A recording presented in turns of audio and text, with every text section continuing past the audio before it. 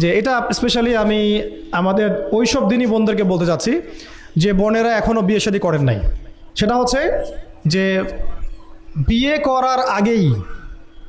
করার আগেই দিনের বেসিক লেখাপড়া শেষ করেন।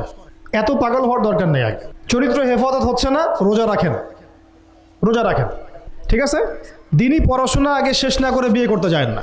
বহু আলেমা যারা মাদ্রাসা লাইনের ছাত্রী ছিল, দিনই পড়াশোনা শেষ না করে বিয়ে পিড়িতে বসার কারণে কেরিয়ার ধ্বংস হয়ে গেছে। বিয়ে পরে করেন, আগে পড়াশোনাটা তুলনামূলক পড়াশোনাটাকে শেষ করে নেন। তুলনামূলক পড়াশোনা শেষ করতে 18 থেকে 20 বছর বেশি লাগে না। যদি আপনি শুরু থেকে শুরু করেন, একদম 18 থেকে 20 বছর হতে হতে আপনার পড়াশোনা মোটামুটি শেষ হয়ে যাবে। আর যে সাবজেক্টগুলো বললাম আমি, ওইগুলোই বেসিক পড়াশোনা।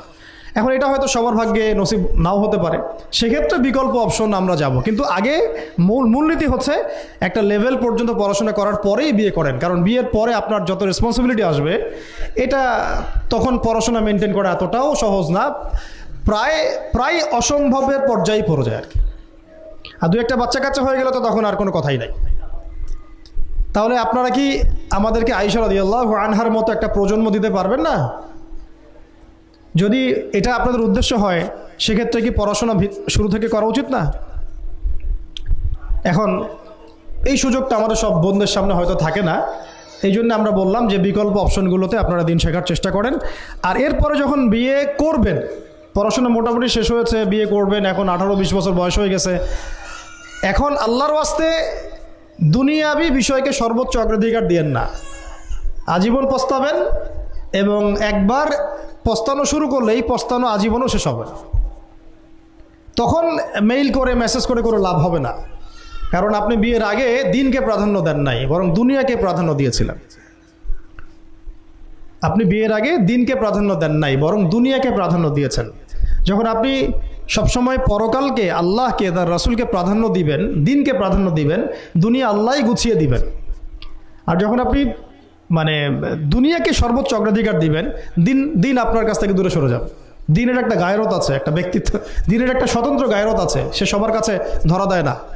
যে তাকে মূল্যায়ন করে তার কাছেই দিন আসে, যে তাকে মূল্যায়ন করে না তার কাছে দিন আসে না। তো দিনদার ছেলেকে প্রাধান্য না দিয়ে বিয়ে করতে যায় না, জীবনটা ধ্বংস হয়ে যাবে।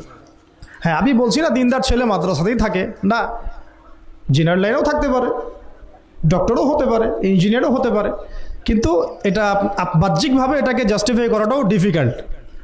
কিছু ক্রাইটেরিয়া দেখে আপনি একটু আন্দাজ করতে পারেন, পুরোপুরি হয়তো কখনোই বুঝতে পারবেন না।